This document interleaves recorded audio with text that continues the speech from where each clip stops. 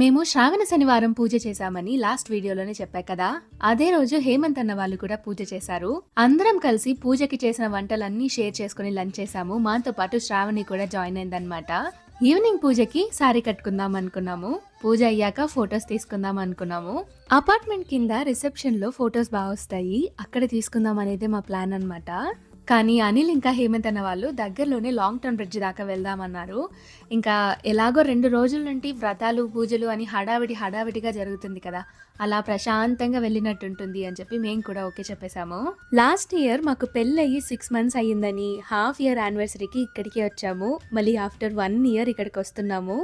Last year memories అన్నీ గుర్తొచ్చాయి నాకైతే. ఇక్కడికి రాగానే ఒక ప్రశాంతమైన ఫీలింగ్, చాలా బాగుంటుంది. ఇక్కడ బ్రిడ్జ్కి అయితే రెయిన్బో కలర్స్ లాగా రంగులు మారుతూ ఉంటాయి. ఈసారి ఎక్కడ చూసినా బాతులు కనిపిస్తూనే ఉన్నాయన్నమాట. బాతులమ్మ బాతులు, ఎక్కడ చూసినా బాతులు.